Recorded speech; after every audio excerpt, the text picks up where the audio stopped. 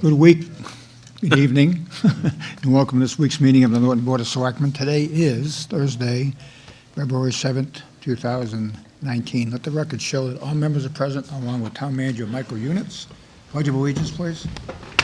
Sorry, just hit the foot. Pledge of allegiance. To the flag of the United States of America, and to the republic for which it stands, one nation, under God, indivisible, with liberty and justice for all. Okay, thank you. Okay, first item on the agenda is, do we have any announcements? Mr. Salvo, you got anything? I don't think so, anything.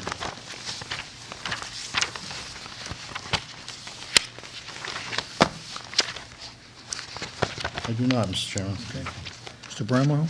No, don't have anything. Mrs. Steele? Nothing, Mr. Chairman. Flaherty? Nothing, Mr. Chairman. Under appointments and resignations and retirements, we have an appointment for a full-time dispatcher. Mr. Units? We have a recommendation to hire Susie Pina. She's currently working on a per diem basis for the town of Norfolk doing dispatch. She has her emergency medical dispatch certification and her APCO mass certification. Also fluent in Portuguese that could help out at some points. And we're very glad to, it's been a while since we've been able to fill the vacancy, and she'll be a great addition to the department, and probably on the midnight shift. A low person on the totem pole, but she'll do a great job. Does this have any impact on the new regional dispatch? No, she is aware of that. When we were interviewing her, the chiefs and myself, we did make her aware that a year from July, we would be moving, there'd be, Norton would be part of the 4-town regional dispatch, and there's no guarantee that she would have a job there, so she understands But that. you can apply for it, right? She can apply, Okay, yeah. very good. Mr. Salvo, you want to read that, please? Sure. This time, I'd like to put a notice to the Board of Selectmen from Michael D. Unis, Town Manager, dated February 4th, 2019. Notice of appointment of a full-time dispatcher in the Communications Department. I hereby notify the Board of Selectmen in accordance with the provisions of Article 4, Section 2B of the Norton Charter, that acting in my capacity as the appointing authority, I have appointed the following individual as a full-time dispatcher in the Communications Department. Susie Pina. The appointment was made on February 4th, 2019, in accordance with the provisions of the Norton Charter, and will be effective February 19, 2019, unless the Board of Selectmen votes to accept or reject the appointment prior to said date. I specifically request the Board to accept this appointment with the effective date of February 10th, 2019. Okay. Anyone have any questions? I mean, I think it's pretty straightforward, so. Chair, entertain a motion to appoint Susie Pina to the position of full-time dispatcher, effective as of February 10th, 2019. So moved. Second. The motion is second. Any further discussion? Seeing none, all those in favor? Aye. Opposed? That's unanimous. Thank you. Mr. Chairman, Yes. could we, moving forward, can we have the candidates come in? Or, Yeah. actually, not candidates, they're now employees, I guess. Can we just have them so we can meet them the night that we're, Yeah, in the past, we've always asked the people that were appointed to come in, so we need So to we have know an who, idea. you know, just to know who they are. yeah. I mean, if you're walking down the street and you pass these folks, you want to know who they are and what they're doing for the town. Yep, so. I'll check with her. She actually was working in Norfolk tonight, so. Okay. Next on the agenda, we have a vote to appoint Carol Zwicker as an alternate for the Recreation Commission. We have a list of people who are presently, the seven members that are full-time, and there's 2 alternates, and the 7 positions right now on the full membership is filled. So there's only 2 alternate positions. And Carol would like to have one of those. I would suggest that in the future, we may want to put her on as a full-time member of the commission. Once a position opens up, we should try to do that, so. But for tonight, she's asking to be appointed to the alternate position, so. Anyone have any questions? She's been pretty much doing the job anyway for years, so it'd be great to have her on there. Chair entertain a motion to appoint Carol Zwicker as an alternate to the Recreation Commission. So moved. Second. A motion and a second. Any further discussion? Seeing none, others in favor? Aye. Opposed? That's unanimous. Okay, next on the agenda, we have the discussion on an a LIP 40B proposal by AR Building Company on Mansfield Avenue. Attorney Freeman, come on up. Should I come to the podium over there? Whichever makes you comfortable. I think they both work. Okay, either way. Again, for the record, I'm Peter Freeman, attorney representing the hopeful applicant, AR Building Company. And first, let me just introduce the team. We have from AR Building, Dan Mankosh, the president, Jason Kambitsis, the vice president, then our team of professionals, Joe Penny and Brandon Carr from DePreti Engineering, and Jeff Campbell, the architect of the project. So after I just quickly tell you why we're here and what we hope for, I think then Jason will give a brief introduction of the company and a little bit about the project. And then I believe we have on the PowerPoint with Mr. Unitz's help, thank you. I think Jason, or rather Jeff, will go through that. So in a nutshell, the property is on Mansfield Ave. You'll see all the details, and you do have a package. And we had met briefly with Mr. Kimball and Mr. Unitz and the town planner, and we appreciate that opportunity. So our hope is to do a friendly 40B through a local initiative program project, which, as you know from past experience, LIP needs the support of the municipality. It is then, like any other 40B, we would get that approval first from you, and then we go to the HCD, the state agency, who would presumably approve it, and then we can apply to the Zoning Board of Appeals. So that is what we hope for. We know that this is preliminary, but we're hoping that we would get some type of consensus of positive reaction, in which case we would fill out the detailed LIP application, which of course has a lot more information. So that is how we would proceed, including further meetings with town staff on the technical aspects and what have you. So that is why we're here. We hope, and of course we're happy to answer any questions as well, but hope that we would get your support, that you think this makes sense, help get you to the 10% or over it, and that it's a good project. It is a very experienced and good developer. So without further ado, let's get to the meat and potatoes, as they say. Jason. Evening. Good evening, everybody. Hello. You want this, or you want me just to, Oh, should I, is it? whatever's easiest for Okay, you. sure. I can do it. Thank you. Hello, my name is Jason Kambitsis with AR Building. Thanks, Pete, for introducing us. Just want to give you a brief background on who we are. First of all, thanks for being here tonight. Really appreciate it. AR Building is a 50-year-old company, started in 1968.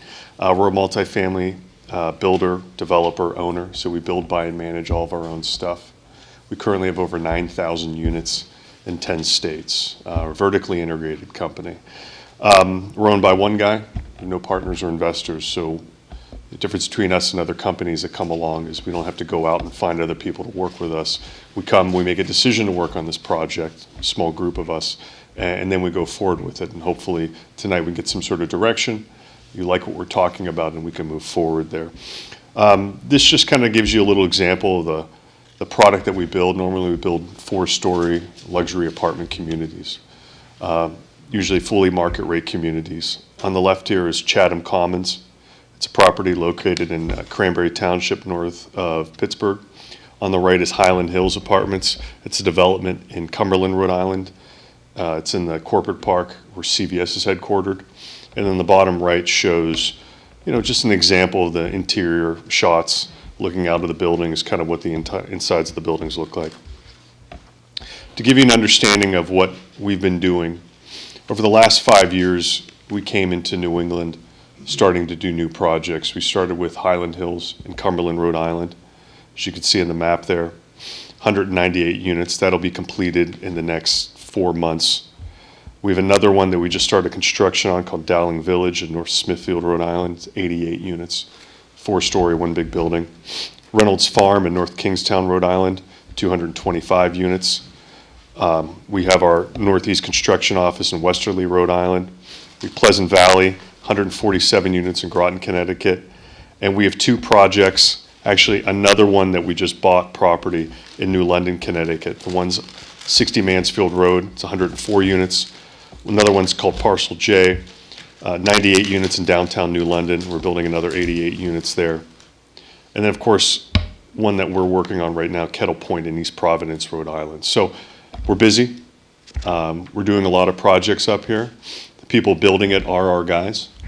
So we have a construction office here and in Pittsburgh. So again, as this moves forward, any questions, if we move forward tonight, we actually build the project, you call us, we're there. I mean, that's what we do with the other communities. You can call the other communities and talk with them about who we are and what we do. And, we are the kind of people that do what we say and say what we do. We stand by that.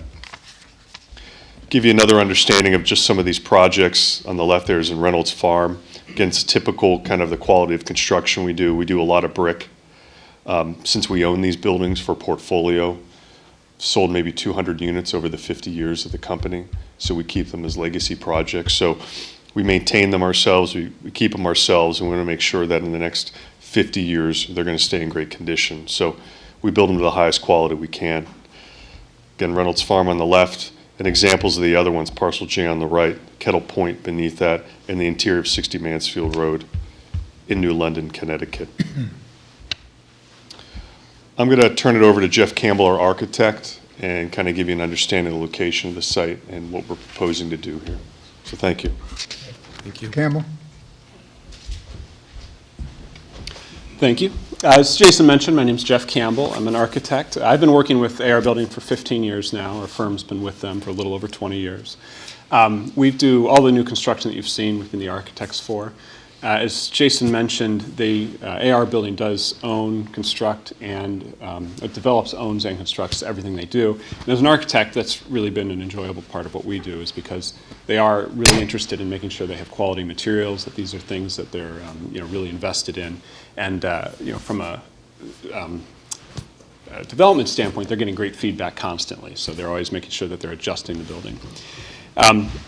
So to move to the actual site here, we are at 195 Mansfield Avenue, shown in red there, directly above the Great Woods, or directly to the north of the Great Woods Marketplace. So the parcel directly abuts the marketplace. There is one residential property directly to the north that was recently sold, and then a number of walk-up apartments a little bit further up the road. One of the things that we do is look at a number of site things, but the big thing here was really understanding the site topography. It is a relatively flat grade from Mansfield Avenue, and then as you get right at the reservoir, it does drop off a little precipitously. There is a mobile home community. It actually cuts off the site from the reservoir itself, so as you'll see in the site plan in a moment here. And then you can just barely make out where the 104 is on the right here. There is a wetland that's just barely touching the site in the reservoir area. And then this is a proposal of what we would be proposing, something pretty comparable. This is a test fit plan, so we wanted to put this in front of the town really to kind of understand comments and understand if there's anything we needed to be focusing on as we move forward with this. But it is generally representative of what we would be proposing. As Jason mentioned, this would be, they specialize in four-story walk-ups, or four-story luxury buildings. So this would be an elevated building. We have elevators in all our buildings. We do, the bedrooms have typically walk-in closets. We have laundries that are in each unit itself. I like to specialize in lots of big windows, so you get a lot of light in those units as well. And these have all been things that people have responded to very well. So this in particular would be a mix. We'd have 10% of the units would be 3 bedrooms, and then the rest of the mix would be a mix of studios, 1s and 2s, roughly evenly amongst those numbers. So we actually have some numbers up here. If we want to get in level of detail, I'd be happy to get there. And then on the right here, we are budgeting with that wetland. We're budgeting some space just for a setback to make sure we're respecting that distance, and that we have a grading allowance as well. So with that, that's pretty much what we're proposing. I think, as Attorney Freeman said, we'd really kind of like to get thoughts on this and understand if there's any comments or feedback as we move forward. Thank you. Questions? Anyone? Mr. Chairman, where that's located, there's sewer that runs parallel to that property? Yep. And there's enough sewer flow allowed for them to tie in? Yes. Cool. Yeah, there's water and sewage in that area. And obviously, it looks to me like the egress to the property will hopefully be directly across the street from the entrance to, the Autobahn. That's correct. So, So you won't be staggered, it would be a, it'd be, yeah, correct, right there. So that's, is the only place actually we could connect, since Yeah, it's right okay. there. just a clarity. And we feel like this is going to get us to our 10%? How far over? Not much. Yeah. It'll get us just over. Seems like it would be a little. Here's the history. The history is we have a number of 40Bs that have been approved by this town, and some of us have been involved in it for many years. And we have some that are 12 years old. And it appears that some of them are starting to now fall off the list. So until we reach that 10%, we have to consider any new development that might come before us. We've got a couple that are in the works right now. I think Island Island Brook. is still under review. We had another whip years ago out on Newland Street. And that one, yeah, Turtle Crossing. That one's pretty much, we haven't heard much about that. That was a whip, by the way. That was one that we did support, and that one seems to be failing also. So what I liked about their presentation was the fact that they do it all. If they say they're going to do it, they're going to do it. And where we need to be as a community is we have to get to that 10% so we can start giving our zoning board of appeals an opportunity to take a breath for a while and try to step back a bit. So, and that's the reason for some of this discussion. Just to answer Mike's question, we need 82 units, and this would give us 101. Okay, so we'd be 19 units over. Any other questions? No, just a comment. Yeah. Just the fact that I kind of like the design only because, first of all, it's abutting the commercial property. And so it's not really, it's in residential, but it's not Right. totally, it's not going to stand out. And also the fact that it is long and narrow and it goes away from the street. So it's, while I'm sure it's going to be a beautiful building, it doesn't overwhelm, the people who are passing by. The only person who might be overwhelmed is whoever owns the house to the north. Yeah. Yeah, there's just that one private residence so far. Yeah. The one question I brought up at our meeting, there are some incentives for us under the 40R. Did you have a chance to check on that? Because we do have, this is the only place in the town that we actually have public transportation that actually goes in front of it. Yeah, that's a Catch 140 bus that Yep. goes from Norton to the Mansfield train station from Wheat Call tonight. Live not too far from there at 157. Right. So the question would be, is that, I know under 40R, we would get some cash incentives back, and I don't know if that's still available. That does still exist. I don't have a definite answer. DHCD, which handles that, still has the program.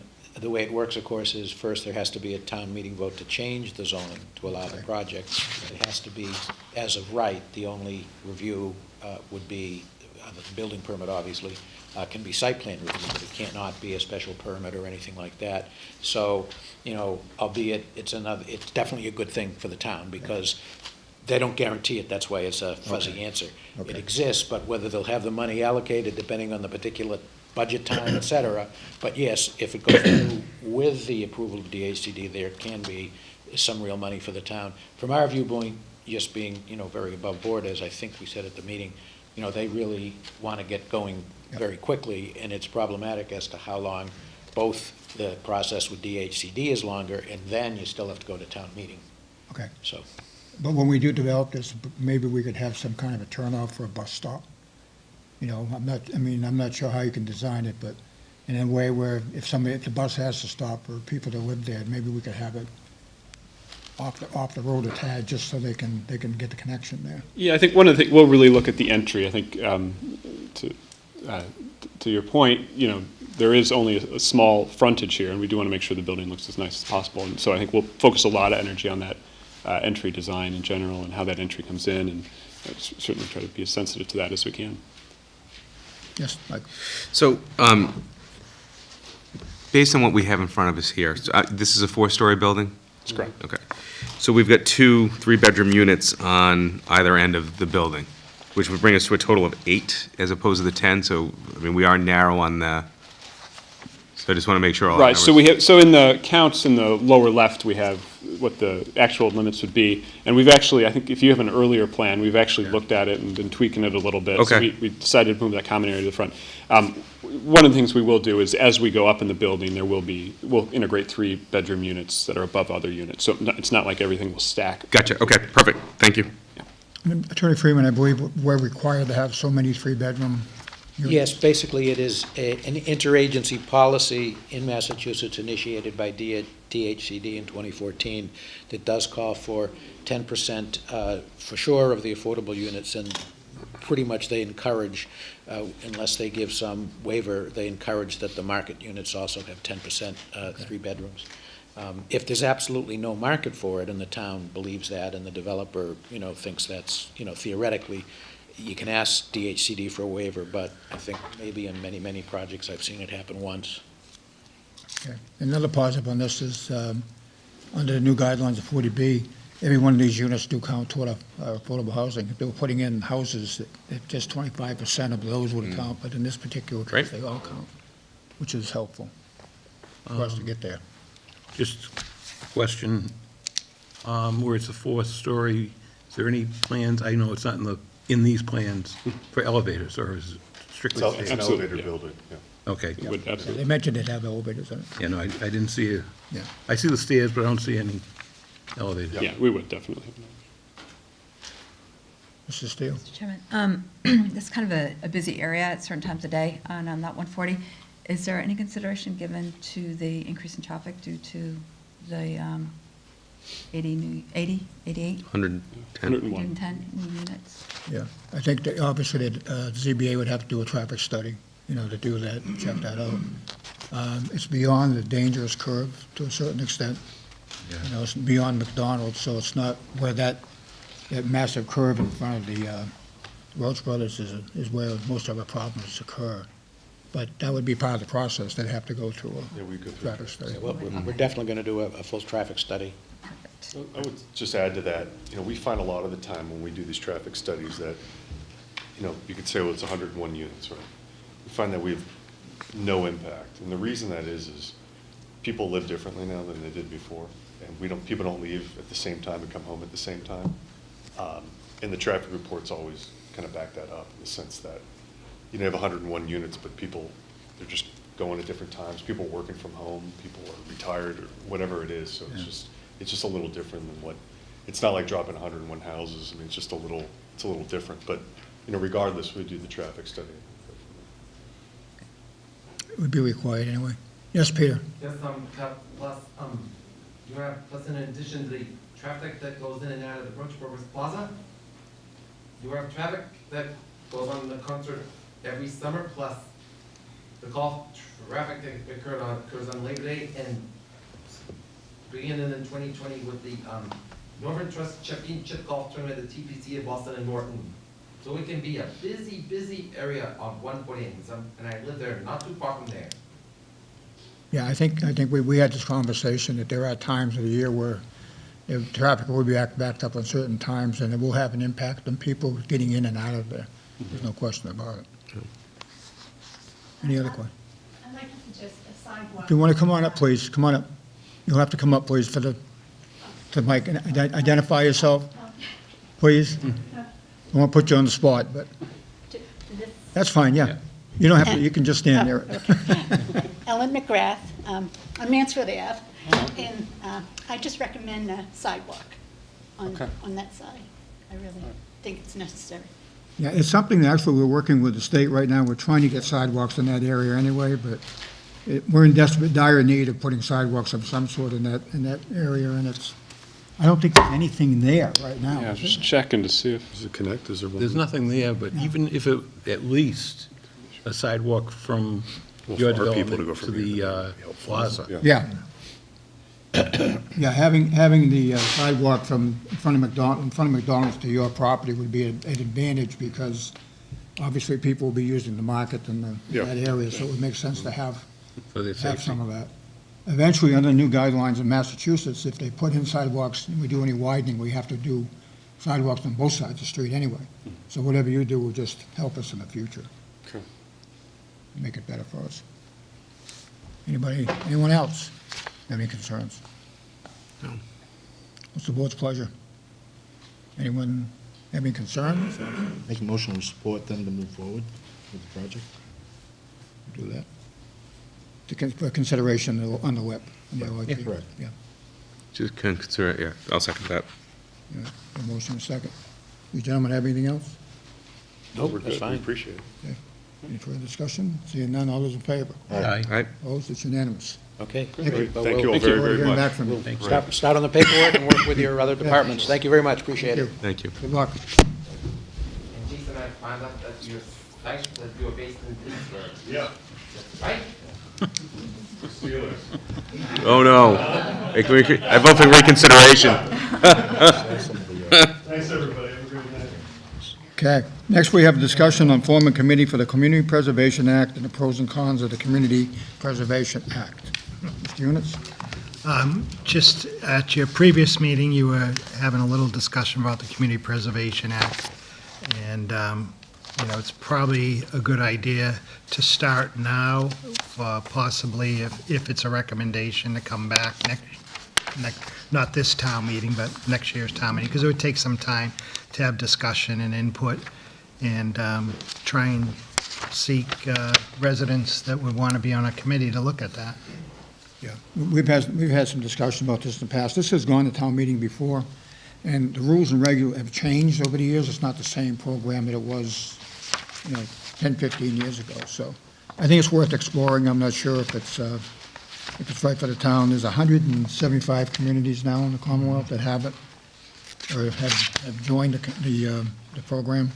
So I think it's worth looking into. So as far as forming a committee goes, what are we looking for? Is there a basic template that we use? Is it 5 or 7? Or?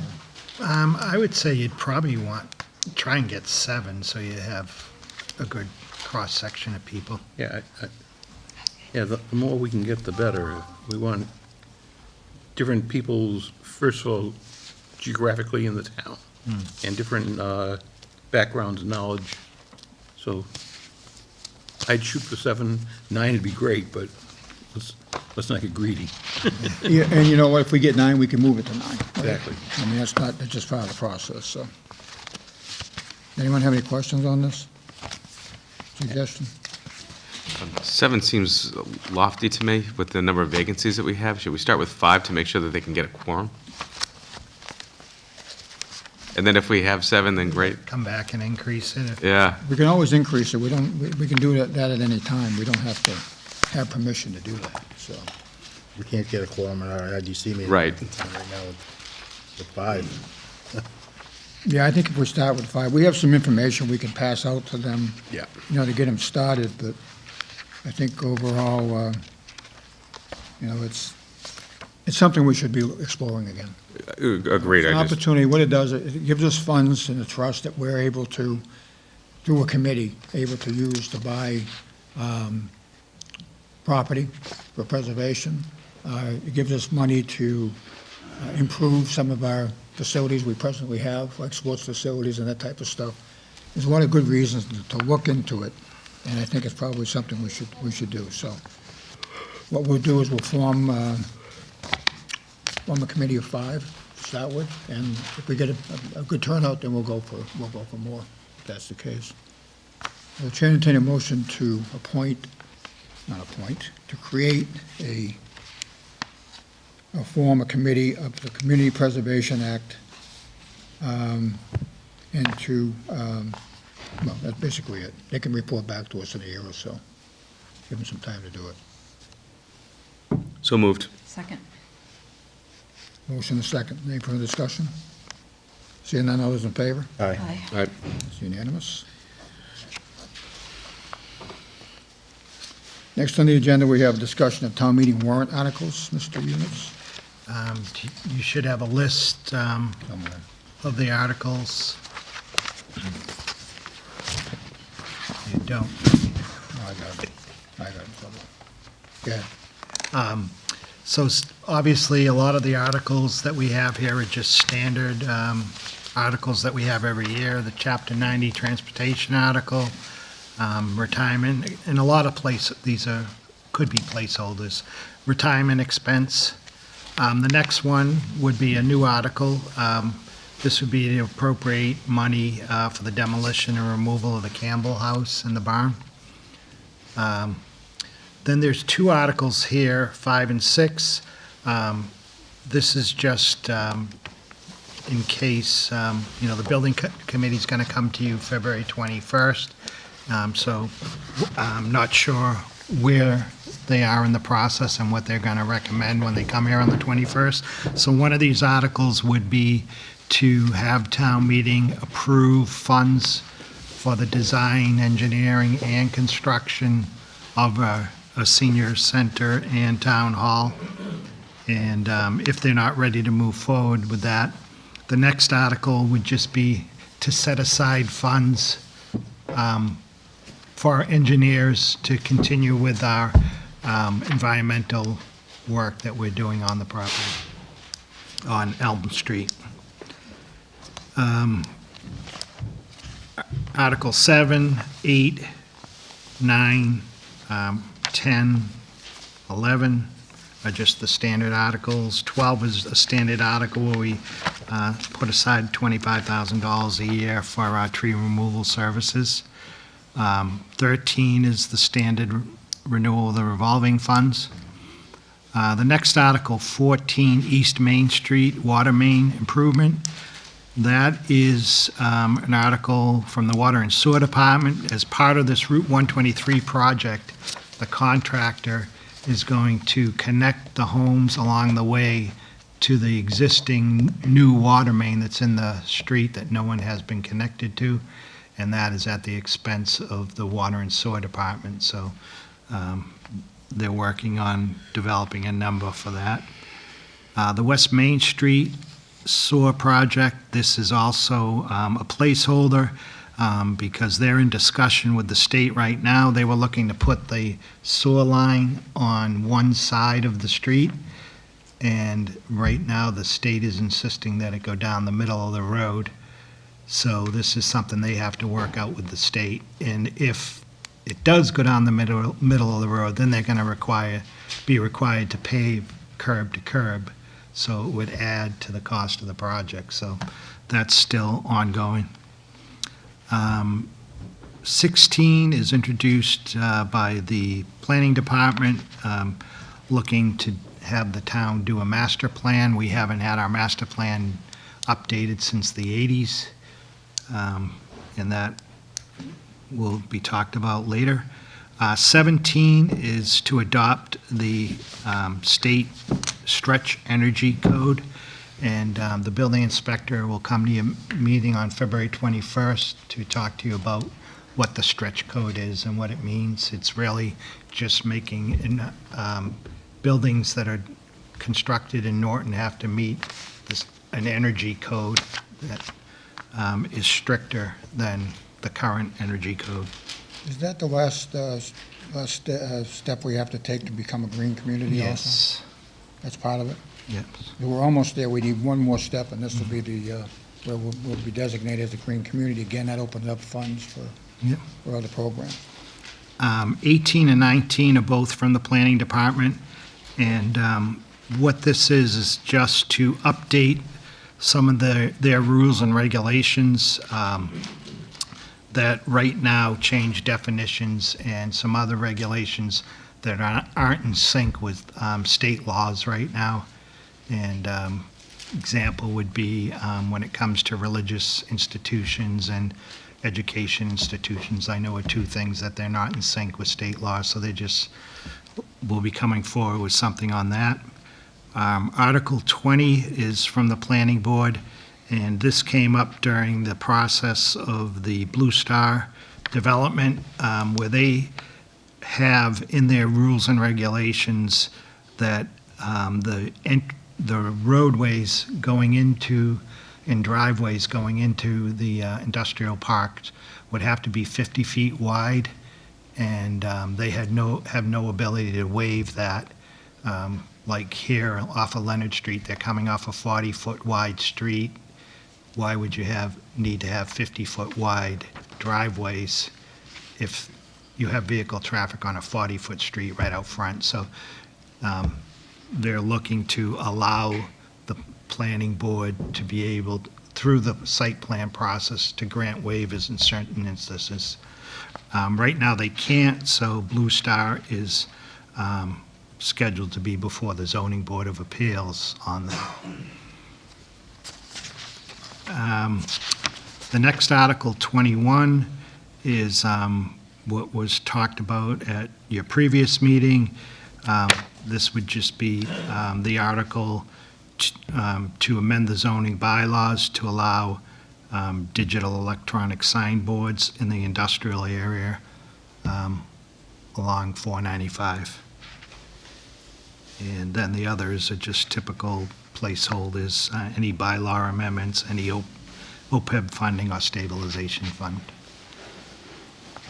You should note also that this town meeting will be held on Wednesday, May 15, 2019. We've moved it from May 13th to May 15th, so just want to remind everyone again that the first night of the town meeting will be on a Wednesday, May 15th. We have to, any additional business we have to get to, we'll come back the following Monday to deal with that. So, anyone have any questions? Mr. Steele? Chairman, Mike, is the billboard company coming back before then?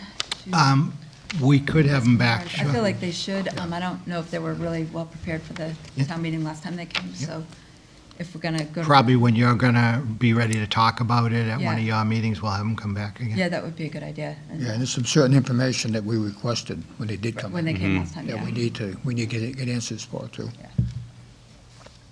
Okay. Any other questions? Okay. Let's see, we have nothing under old business.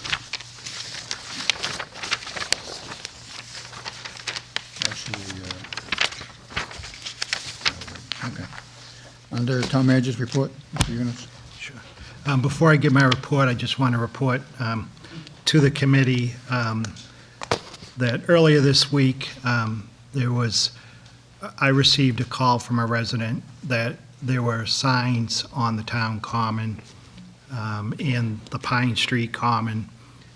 So I contacted the highway department, and I told them there were signs on the town common and the Pine Street Common, and they asked me what they were. I told them there are signs that say something about save the bogs, and I told them there shouldn't be any signs on town property without town permission. And so the highway department went out, removed all the signs on the common and the Pine Street Common, and they also went out and took out signs on anything that were in the street layout. They were just doing their job. You know, I didn't talk to anybody before. I didn't talk to any of you. I just got notified of the signs on the town common, called the highway department, and, they went out and took the signs. They didn't destroy any signs. They saved all the signs. Normally, in a case where we have campaigns or political action committees that have signs out, they're registered with the town clerk, so we have a name we can call. We didn't have that in this case, so Keith held the signs until they were picked up. And when they were picked up, he just instructed they can go back out, but just don't put them in the street layout. Have to be on private property. No ill intent, malice intended. Just went out and got signs off of town property. And sorry for any confusion that caused. There was no targeting or anything, and I'm told that later people were looking for signs that we hadn't taken that possibly were put on the Taunton side of Bay Street, and Taunton DPW took them. So more or less doing the same thing that we had done. So apologize for any confusion. We had no one to call, and all the signs were returned and put back out, set back from the street layout. Now, when you refer to street layout, it's 10 feet off the edge of the pavement. Is that what they call street layout? Well, usually roads are 40-foot Yeah. layouts, and pavement may be 26 feet, so at least 14, so there's 7 on each side. If there's no sidewalk, there's room for a sidewalk and 2 feet usually. And under a town sign bylaw, what you did is actually specified in that town bylaw. That's the reason for removal of the sign on the town common and the end of Pine Street, because that's town property, and they're not allowed to be put there, so. Okay, Mr. Chairman? Yep. Can I just add something to this? So, of course, there was no malice intended here, but it did end up causing quite a stir, which, you know, we can all understand why the people who had signs on what they thought was their private property were upset. So I would just like to make it kind of a policy moving forward that granted, you know, town property that is, you know, understandably town property, the common, you know, outside the town offices, fine. But if it's on somebody's lawn, I think we need to give it a little bit of a break. I mean, even as a selectman, I've had 4 races, and I didn't even know. I mean, I always put my sign the closest I can get to the road. So I feel like, you know, moving forward, we should just have some kind of unwritten policy that if there are any political signs out there, if they're on the lawn of a private residence, the town should just hands off. yeah, and I think some of the confusion, and I'll get to you in a second, the confusion is the fact that we do have a town bylaw, and when we take out our papers to run for office, there's a section that specifies exactly what we can and cannot do, you know, as far as signs go. So it's part of it. So unfortunately, in this case, you know, that the signs are going up, but there's no bad intentions by anyone's part. It's just that we're notified of it as we do it. You want to come on up? You need to identify yourself, please. Greg Shanahan, 142 Bay Road, and I'm the one that was responsible for majority of those signs. And I would like to say, to Mr. Eunice's point, that there was no targeting. This sign, this is a situation here, before and after. And you can see our sign was directly below a sign that is actually attached to town property. Our sign was taken, and the sign that's attached to town property still stands there today. There was a sign directly across the street from my yard. Two signs were taken off of my yard, which were more than 8 feet off the street. Okay, so there was nobody out there with a tape measure. I was in the DPW yard when the pickup truck came back with the signs. There were no signs in that truck but ours. And I asked the guys, why'd you come get our signs? They said we were ordered by Mr. Eunice to go get all the Bay Road signs off the town. All right? Yes, somebody put someone in the town common, should not have been there. Almost all the rest of them were in people's yards that requested them. And I feel that because we're opposing the solar panels is why they were targeted. And to say that they weren't targeted is untrue. And I think it's funny for Mr. Bramwell on the apartment complex to say it's unobtrusive to a residential neighborhood, and he appreciates that.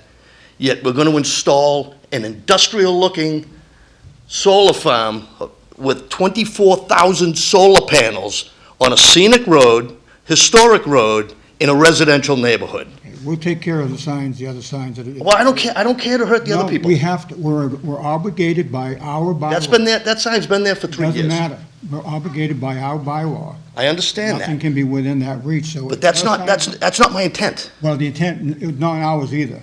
But unfortunately, you brought it to our attention. Yeah. We'll take care of it. We'll have those signs removed. But, you know, I've seen signs myself nailed against telephone poles. You know, those have to come down, and the guys try to do it the best they can. And I don't blame the guys are getting DPW guys one bit. Let me finish. They're getting smarter. They're getting ladders and they're nailing them up higher. Mhm. It's tougher for us to get the damn signs. I understand. So we understand where you're coming from. I still don't think there was any ill intent here, and it's unfortunate. It's embarrassing to us, to be honest with you. But we're going to, you know, obviously make sure we enforce our bylaws, and that's one we have to enforce.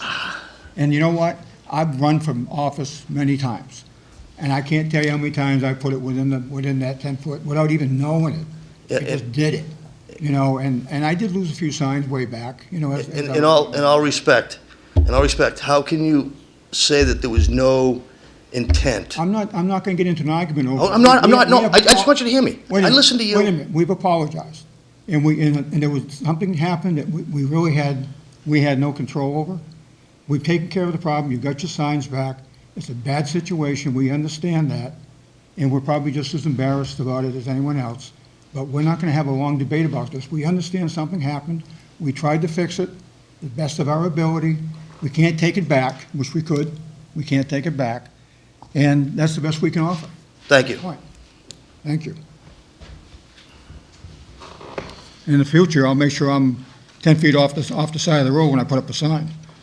I don't want you taking my signs. I think the law is actually 20 feet from the center of the road. Is that what it is? Yeah.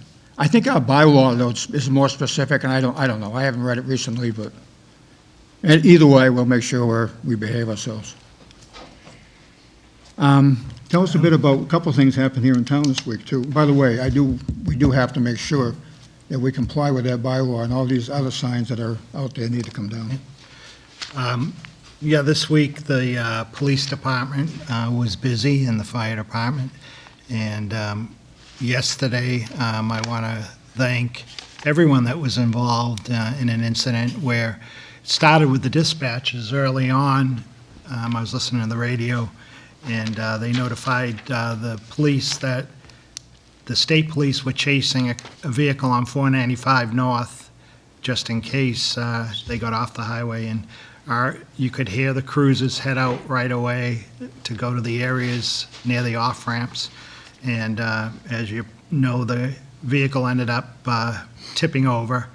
And so it would involve police, fire, and dispatchers had to coordinate everything. And they ended up getting both suspects who ended up running from the vehicles. And so everyone coordinated extremely well on that, and I'd like to thank everyone for their efforts there. That was on the end of Bay Road and Plain Street, right? Right. Yeah, Bay Road, Play Street, not too far from where I used to live. I drove through there 5 minutes before that happened, so I'm so glad I wasn't involved in that mess. The chief had one of the suspects on the roof of the house. Right. That's pretty funny. It wasn't funny. Yeah. But it was historical how it all played out. Yep.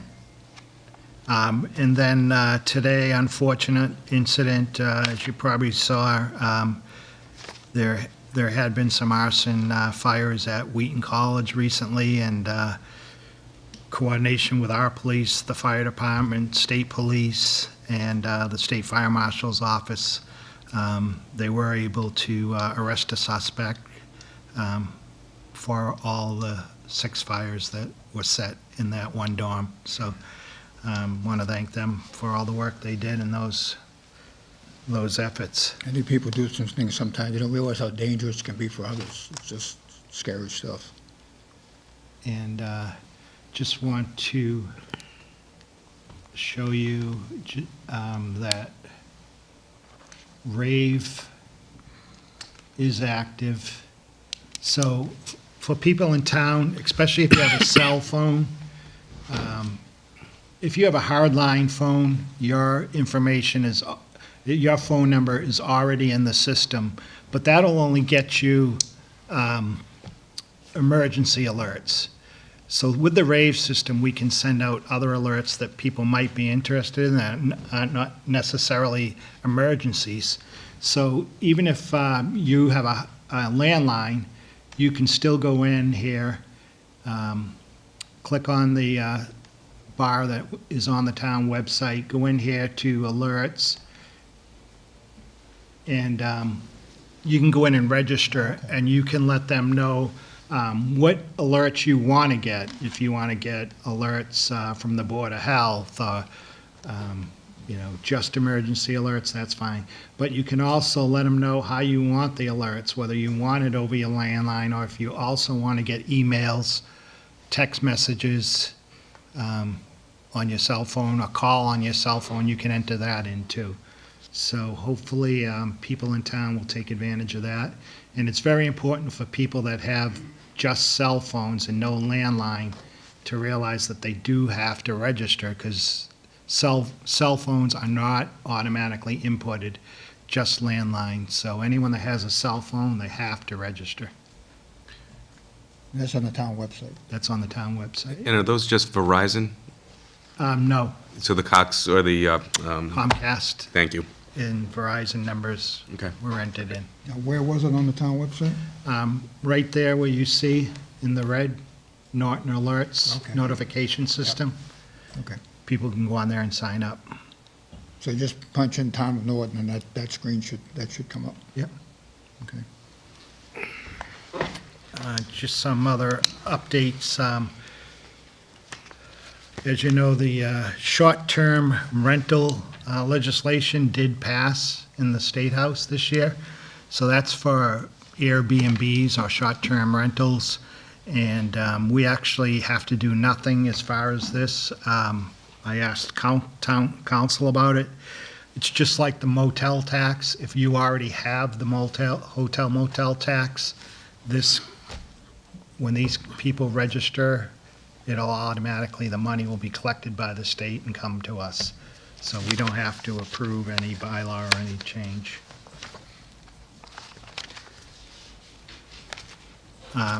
Just wanted to give you, I know I had mentioned briefly when you were talking about updating the way we do payroll. We had a meeting next door this week at the police department.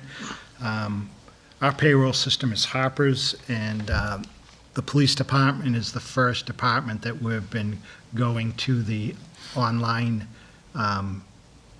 timesheet menu rather than have to do paper timesheets. And so they've been working on that probably 6-7 months now, the police department.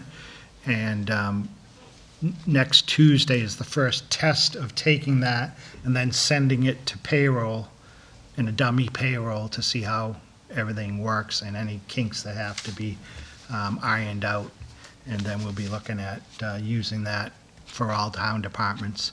You know, what they have over there, because they're kind of unique in what they have, because they have all the different schedules and they have details. And an example is in the past, when they did a detail, they had to fill out a little slip and hand it in, and do one the next day, hand in a little slip, and then the secretary would have to enter in all this. And now, when they're out doing a detail, they can just put it in with their cell phone, and it automatically is in the system, and they can keep track of, like, if a company calls and says, you know, I shouldn't have this much of a bill, I didn't have details on that day, they can go in by company and print out a report for whatever time frame they want that will show every detail that was requested and who did it and how many hours and what it cost.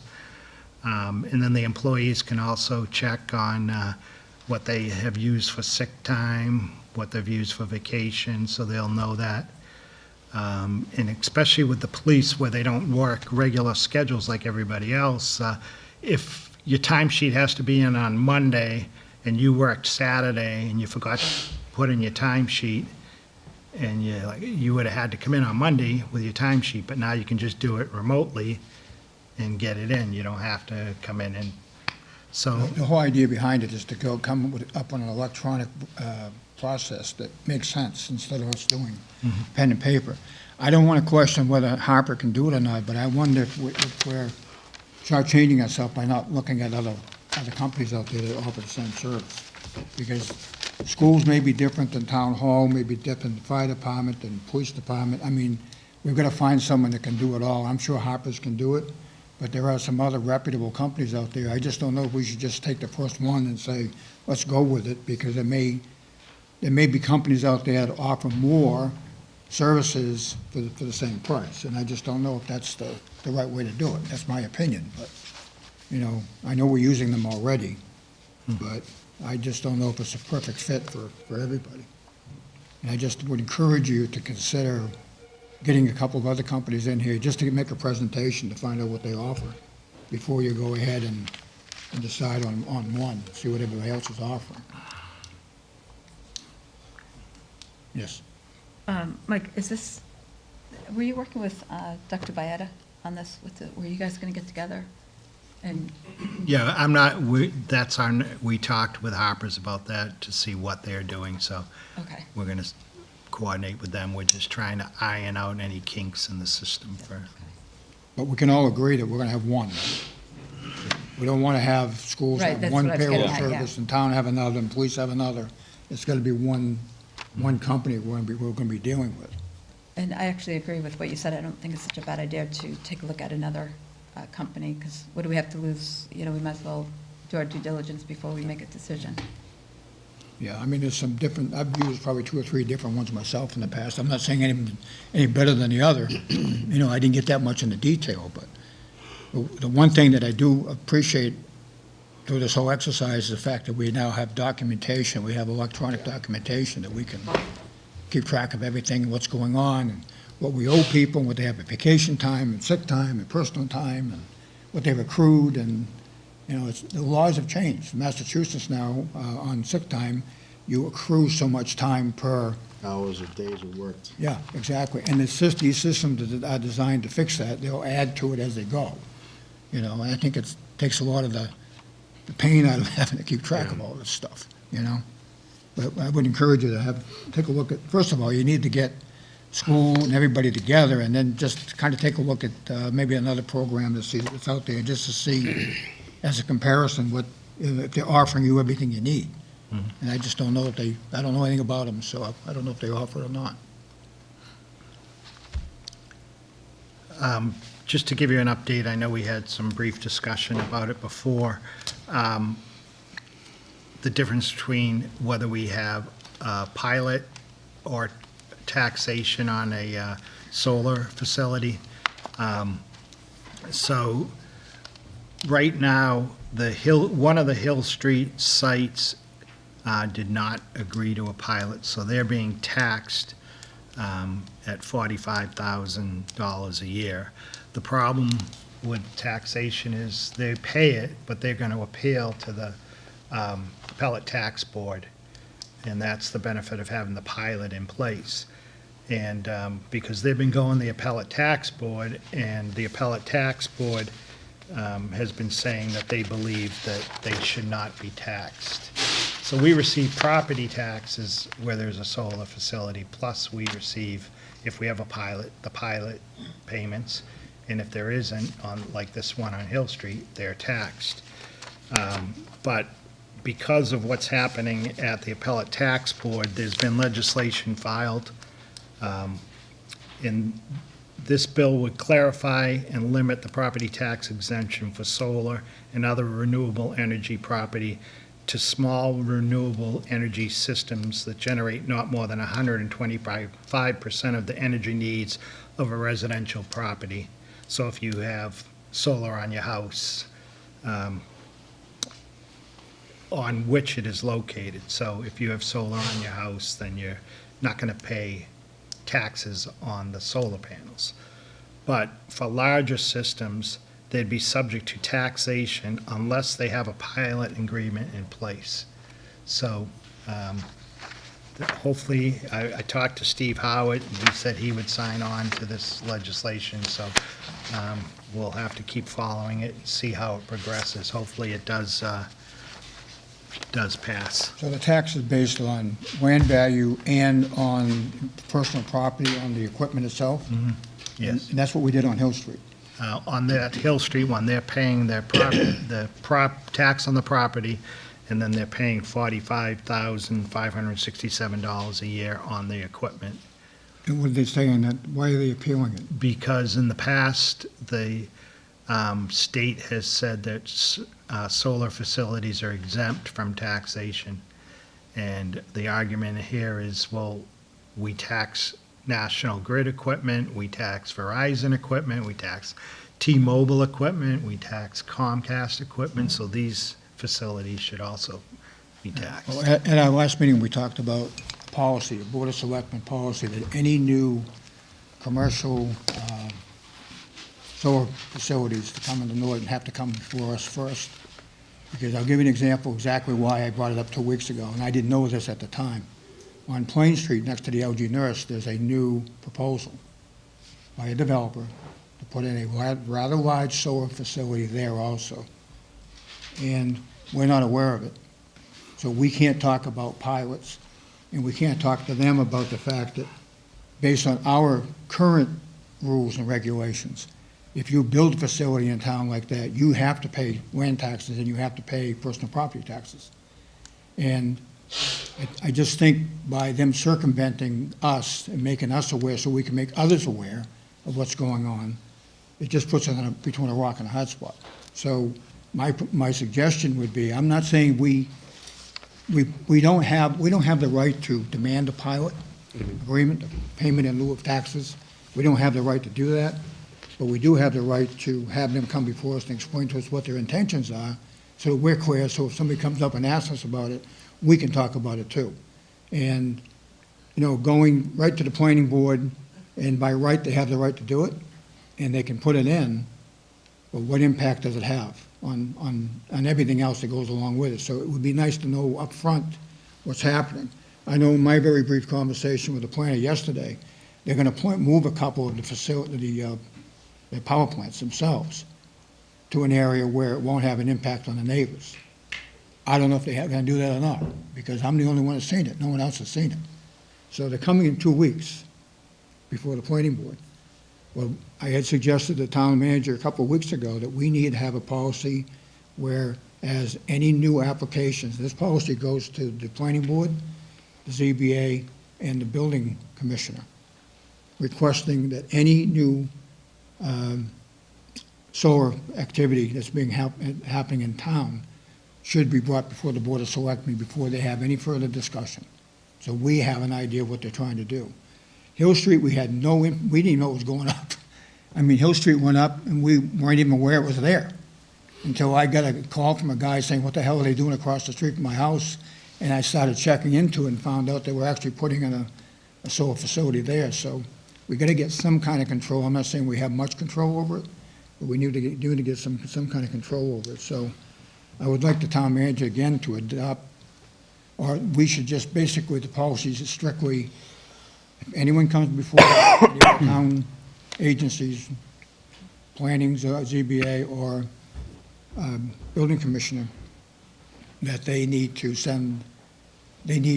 advise this group that they have to be put on our agenda to discuss exactly what their intentions are before they do anything else. Because this plan on Plain Street right now is on plan. It's all on paper. And like I said, I think it was yesterday or the day before that we heard briefly about it, I think, through an email, but I had no idea they had gone this far with it. And they're ready to go. So can we have a written policy and notify these other boards that we want this in the future to happen that way? And they should have to notify assessors also. Whatever we have to make sure we have our ducks lined up. Because these guys are making, I don't know what they're making, but I know they're making money. They wouldn't be doing it, they weren't making money. So we need to find out what they're doing. Any questions on that policy? I think we need to get that going. Just want to let you know, we're working, we'll come back at a future date on a mutual aid agreement for animal control with Easton, Mansfield, and Norton, so that if there's a situation where our animal control officer isn't available, just like we do with police and fire, one of the other towns will come over. And also, it's important now where so many power outages that if our facility goes down, right now we're replacing the generator over there, but if our facility went down with no electricity, you can't leave the animals in there. We could take them over to Mansfield's animal shelter.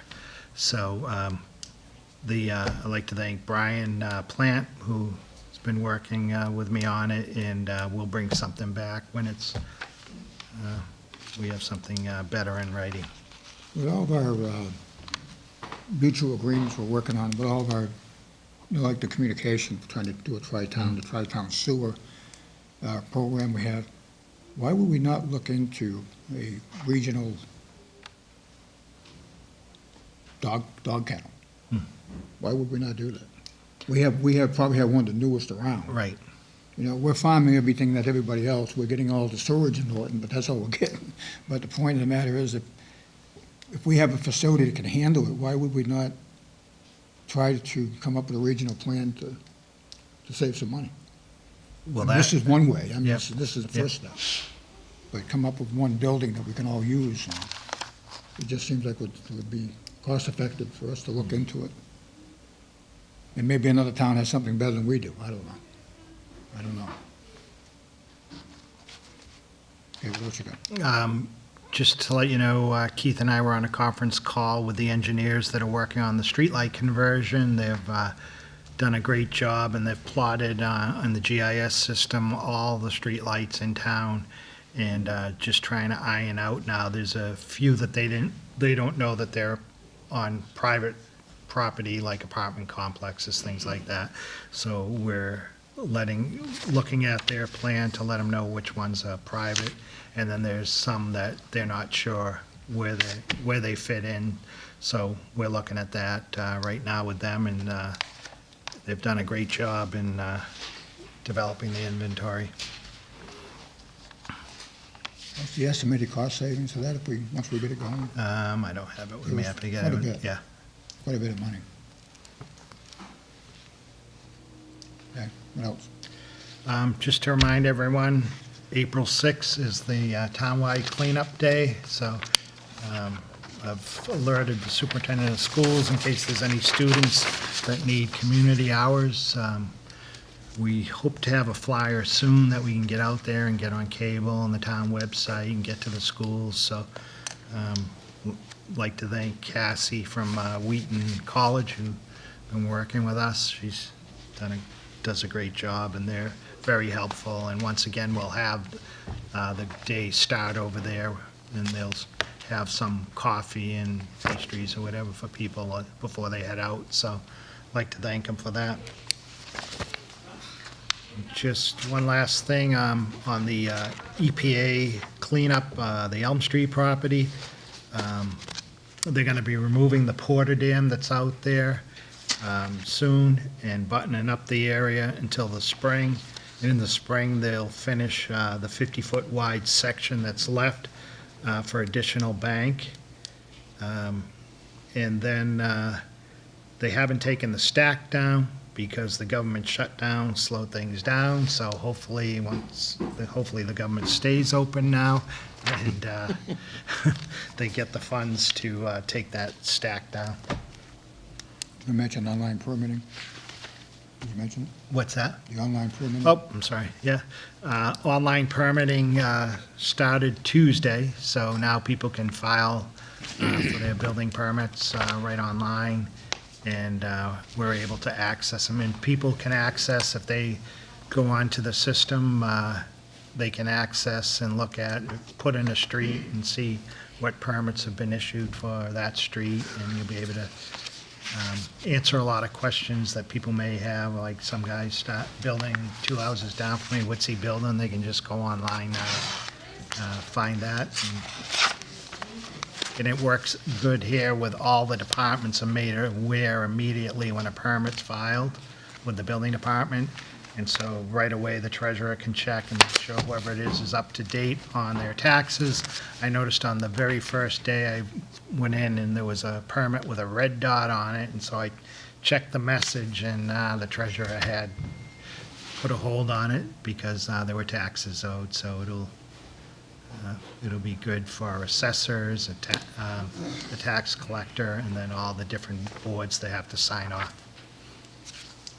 Just there. Mr. Chairman, could we have the building inspector in when because I know he had a lot to do with that department when he took it over. There was a lot of work to be done. Just to kind of get an update on what he's done. And I mean, this is a new program that he is responsible for putting in, right? So honestly, since he's come aboard, I haven't heard very many complaints about the building department, which wasn't really the case before he was here. So love to have him come back in and just tell us what he's done up to this point and what he's working on for the future. Yeah, and he showed me the program yesterday. He can come in and show us up here. He can put it right up there and show us how it works and if we want to have access to it. But it's very informative. And what's really neat is it keeps track of all the cash. By the way, you don't have to come to town hall anymore. You can go online and do all this online. You can pay for it online too. It's all set up where you can just go in and do. You apply to replace a door or a window. You can actually go in and apply for it. It'll tell you how much you owe. You can pay for it. You don't have to come in here. They can actually go through the whole process without ever come to town hall. So that's a pretty good thing. But if we could have Chris come in and. He's coming February 21st. Okay, have him come in and show us. He can show us his new toy. But it's amazing what kind of information they can keep track of. And, by the way, everything's kept track of electronically. These 500 file cabinets we have up in the building inspector's office may be a thing of the past, where everything goes electronically into a file, so that's a good thing. We're out in the hallways with file cabinets now, so that'd be a good thing. Anything else? Nope. Okay, Selectmen's report and mail? I have one thing, Mr. Chairman. Mike, is there any way that you could get all the utility companies there again? Let's talk about these double poles. I know the new ones that are going up, I understand that part of it, they're getting down, but I'm concerned about the ones that have been up for 2.5 years that are still busted. And then along that fact, while they're here, I want to find out why can't they pitch in, or when the tree department goes out, shouldn't say the tree department, when National Grid does their trimmings, and all the stuff that's below it, that's feeding through the lines, that doesn't get trimmed, it's still a hazard, and I don't know why. Pete did tell me because it's a separate union, and they gotta, join things together, but this should be a joint effort between all the utility companies to cut everything back. I just think it'll be neater and it'll be safer for us if we lose trees, that we're not gonna end up having problems in the future. Because it is getting to be a mess in between the wires. Anything else? Mr. Bramwell? I don't have anything. Mr. Steele? Nothing, Mr. Chairman. What's up, Mr. Chairman? We just want to remind everyone again that there has been a change of date on the spring annual town meeting, and it will be scheduled for Wednesday, May 15th, 2019, 7 p.m. at the Norton High School auditorium. Just a reminder on that. At our last meeting, we had asked the town manager to send a letter about our concerns about sidewalks at the new industrial park, the Blue Star Business Park. The Norton Board of Selectmen, acting as road commissioners, met with the developer of the Blue Star Business Park on Thursday, January 24, 2019. The developer indicated that due to wetland constraints, they will not be able to construct sidewalks on both sides of the road along Leonard Street.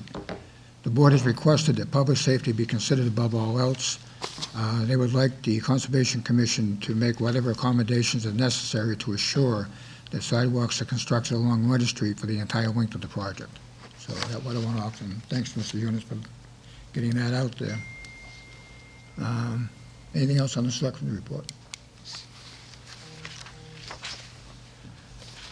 The warrants and minutes, entertain a motion to approve the payroll warrant PR 19-16 for the weekend in January 26, 2019, warrant dated January 31st, 2019, in the amount of $1,333,209.30. So moved.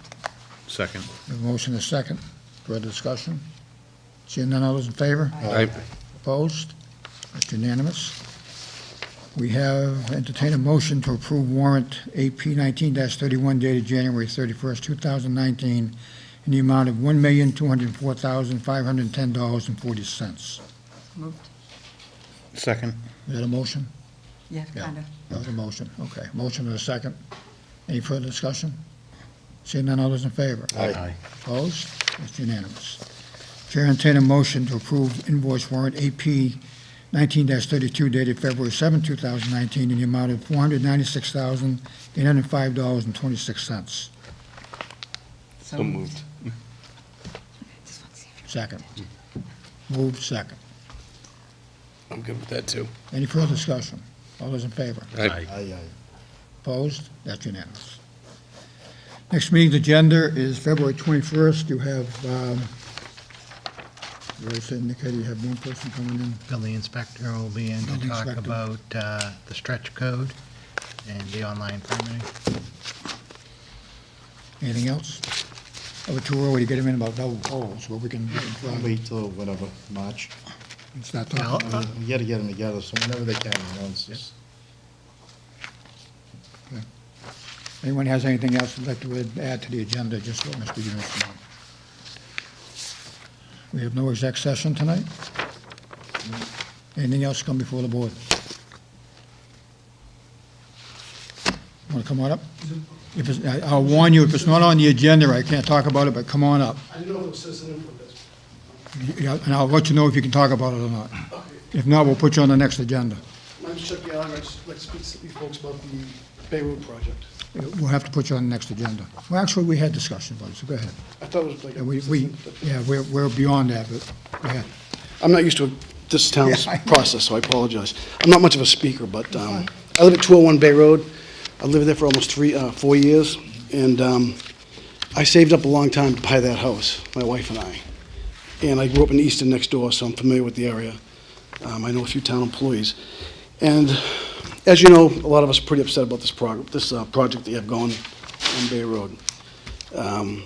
We feel very much so, and this, I don't mean this with any disrespect, but we feel very much that we were kept in the dark.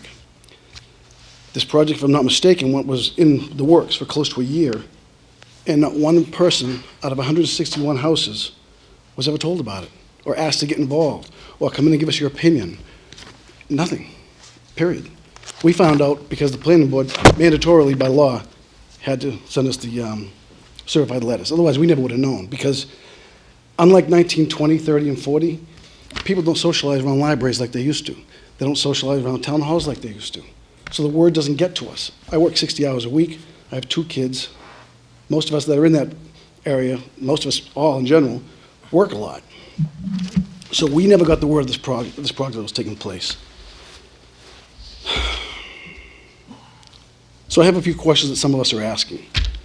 The application for the zoning, it also includes the zoning bylaw change that was done, because we didn't know about that. And that's a big thing. This project, if I'm not mistaken, is also a fairly large project, correct? I mean, I think it's a pretty big project, 67 acres with 24,000 solar panels. So we're concerned because no one that I know of has asked for any type of long-term study. You have a guinea pig project with 161 houses around it, on wetlands, with wells, with solar panels that have lead built into the frames around them, with agricultural issues, with conservation issues, and not one long-term study's been done. This is the first one of its kind. I have no problem with projects going on for the first time. I understand that's how it is. I don't even mind solar. I like solar. It's a great idea. But not where these are, and not how it's being done. It appears to us as though the more important part of the aspect for the town is to go green.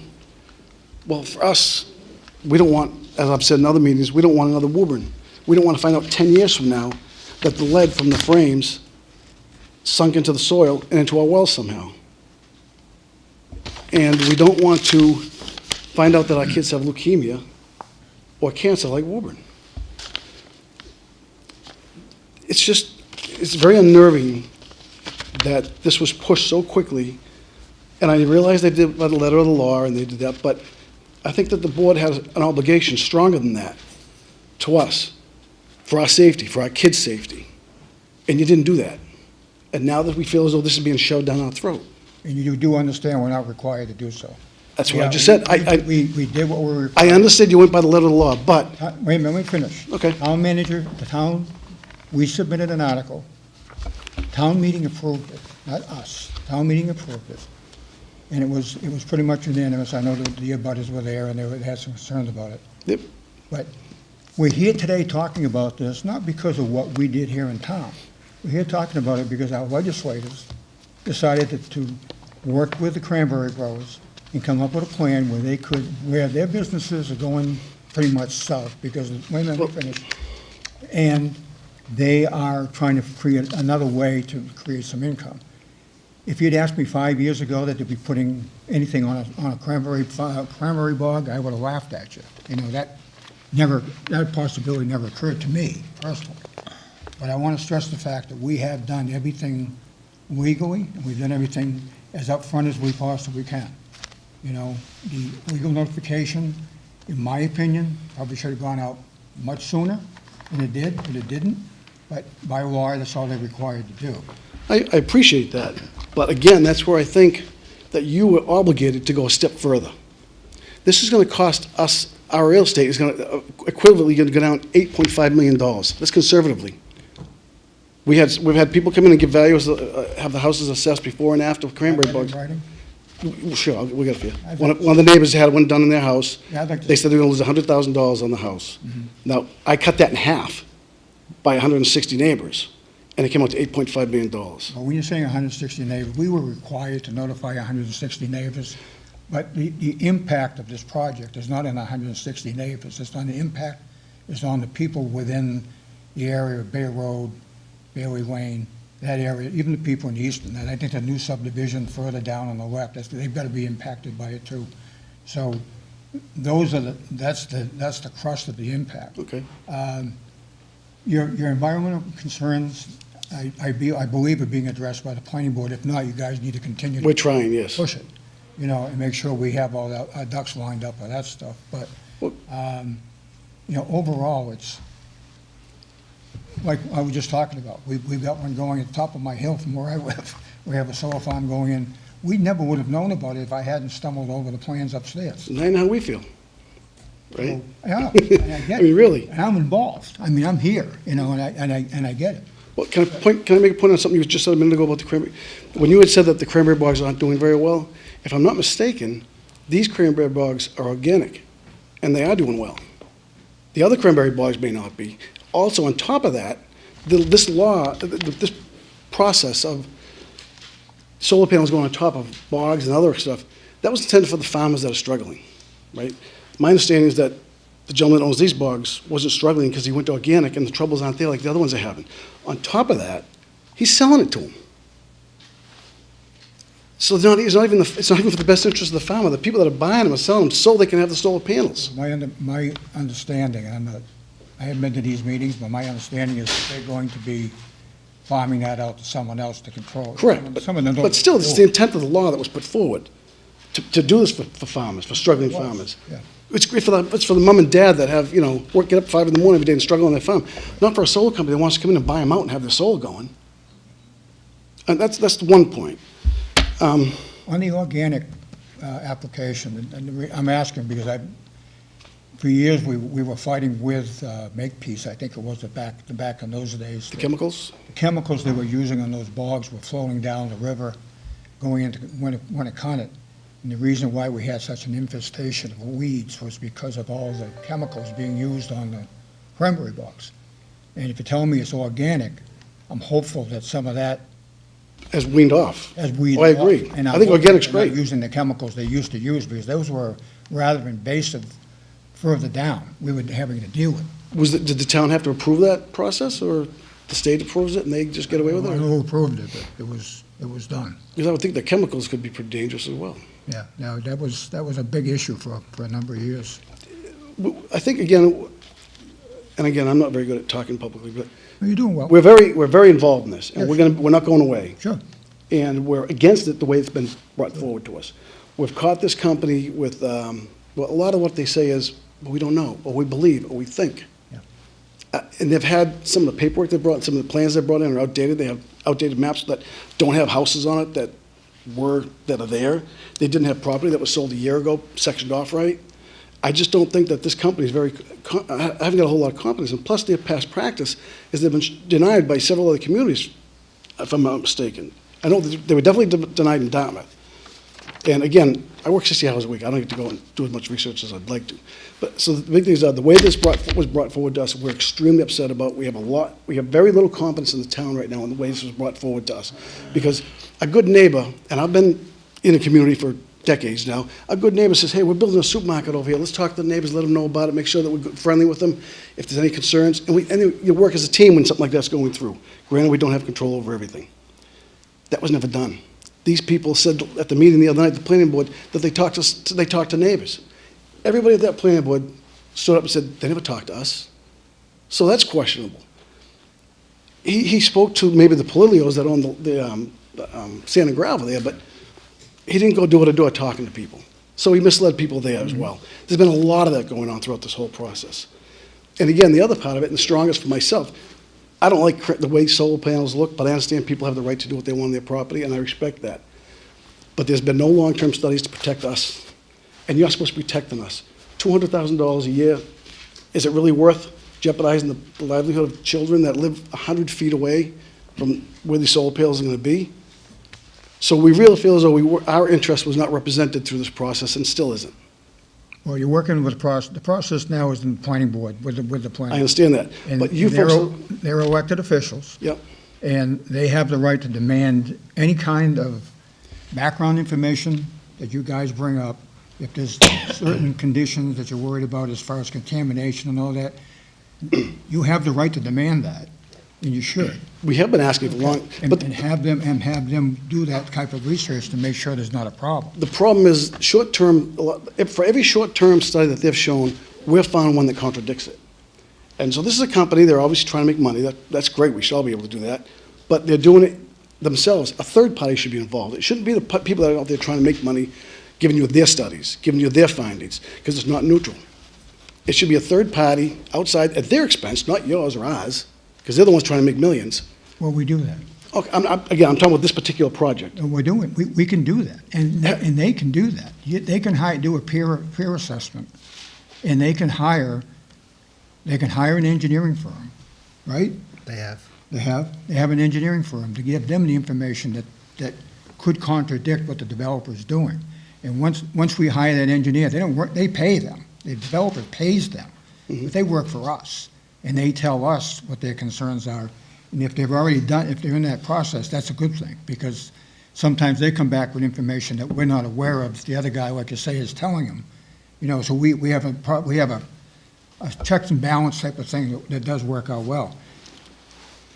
Our obligation, this board's obligation, is to put the article in the warrant, bring it to town meeting, and let the people vote. Once it's beyond that, and I'm not taking away the responsibility. It's their problem now. I'm not taking, we are responsible, there's no question about it. But once it hits the planning board, we can't tell them what to do either. You know, they're an elected board, they pretty much have to follow the laws and rules and regulations, you know, based on what information they get. It's always good to be suspicious. You need to have that information. I am suspicious. I'm also suspicious because this is a rush job, and they've publicly said this is a rush job, to the point where the meetings were moved back to accommodate them. The special town meeting, if I'm not mistaken, from the month Yeah, there was a prior, reason for that, was right? moved back 2 weeks to accommodate the solar company. We did that, and Mr. Eunice, tell us why we did that. When the developer came to you, he said that in order to get into the National Grid queue that was filling up fast, he needed to have all his permits in place sooner, than waiting till May, so he asked if he could have the special in January. Yeah, we were told that in order for the process to work, we had to move it back in order to allow them the process to go through the planning board stages to find out how it works. The reason why we did it. And I know you don't want to hear about the $200,000 a year, and I get that. But to a board that has been getting our butts kicked for the past 10, 15 years about how we don't have any creative way of raising additional funds for the town.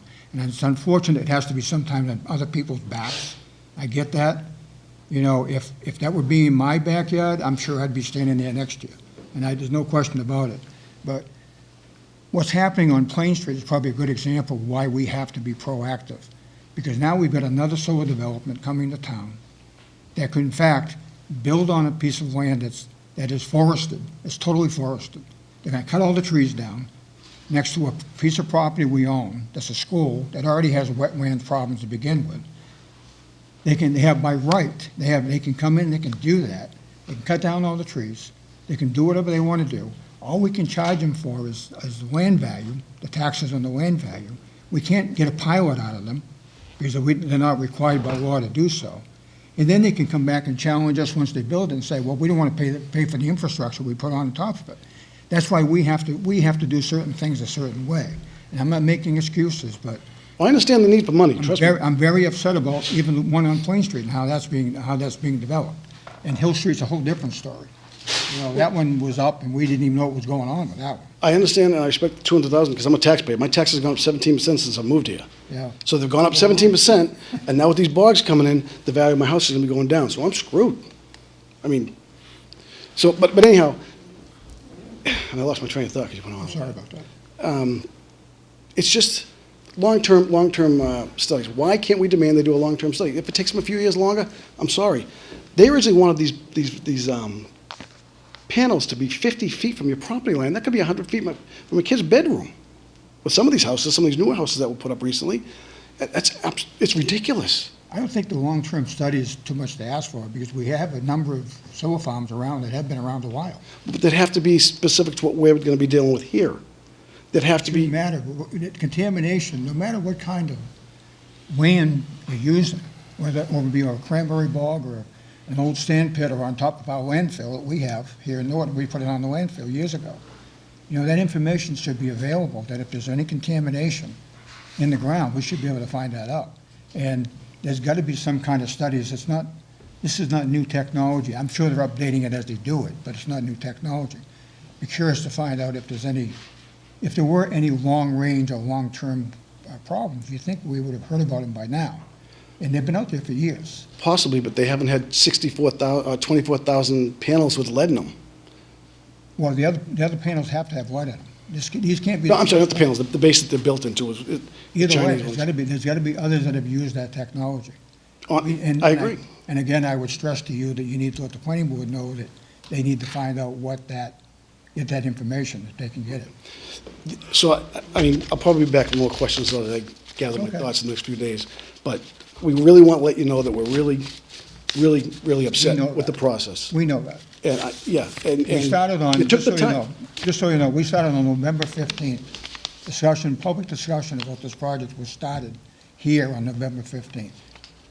Okay, I respect that. And we did talk about it a number of times here at our meetings. You know, we obviously had to allow the article to be put on the warrant. We had to call for the special town meeting. We've had a lot of conversation about it.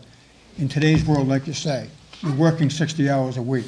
The newspapers don't give you the information you need anymore. Cable access does if you have the time to sit there and listen to it. But these are recorded and they're played back a number of times. We did follow the guidelines as far as notification. Even if you have the people that are trying to build the solar company, somebody comes in and wants to build a furniture store, whatever it is, anything, let them pay for it. They have to notify the abutters as soon as they submit any paperwork of their interest, that they're going to build. They should have to notify anybody that abuts that property in writing what their intentions are. It doesn't cost the town a penny. But then the people are informed and they know and they have a chance to look into it themselves. That notification you received was paid for by the developer. We didn't pay for it. Problem with the process is it gets to that stage where they've submitted all their forms, everything's already there, and then they say, okay, now we need to notify the abutters. And we only have to give them 7 days' notice of the first public hearing we're going to have. Why can't the town change it? You're changing policies State law. for other things. State law. Have a bylaw passed. Have a bylaw passed that says, if you submit any paper with intent to build, We can't circumvent state law. It's regulated by state law. We can't say, we don't like the state law, we're going to do it this way. If we didn't like that, we would have said, no solar panels on cranberry bogs. Well, we can't, they have the right to do it. I know We they have to- do. And we have to be careful, because if we say, let's say we didn't adopt that bylaw, who's to say they wouldn't go to the state and say, look, you passed this bylaw, it's allowed, Norton's not allowing us, we could be forced to do it without any compensation. So we have to be careful about how we approach this too. And overall, I think the process stinks, and I agree with you on that, as far as the notification part of it. But it's all within state laws that we have to comply with. There's things we're talking about here tonight that I don't like, that I want to change, and I can't change it. And one is insisting that a pilot be part of a program. And I'm being told by our town council, as much as I want to do that, we can't do that. We can't force them to do it. why didn't you folks require them to do a long-term study before even doing the It's not bylaw? our job. It's not within our jurisdiction. That's the planning board. So, well, No, our part of the job was to get a presentation, move it forward to town meeting. Once it gets beyond that, you have the planning board, and then you have the zoning board of appeals.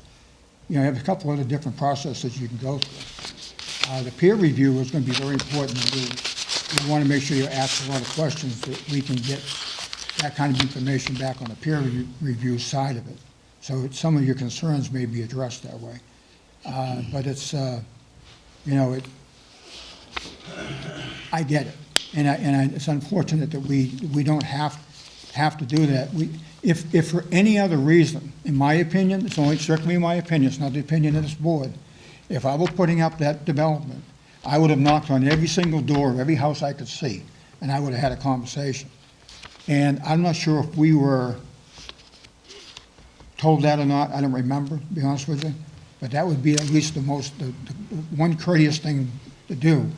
Not to say that you would not like it, because you're not gonna like it. No, of course not, but we'd have time to prepare to learn about it and to have them do a long-term study. We don't, usually a place, say, they'll come in, say it's Roach Brothers, whoever, and they'll plan, they're gonna meet with people and say, well, what we can do to make you happy? Because it makes their job easier. There's less of a battle for them, and they can get in there, go with the people around them. And that's not what they did here. And we saw them being escorted through the process. Why is there a letter to the Attorney General to speed it up for them? That was done for them. The town meeting, special meeting was moved back for them. All was being done for them, but nothing was being done for us.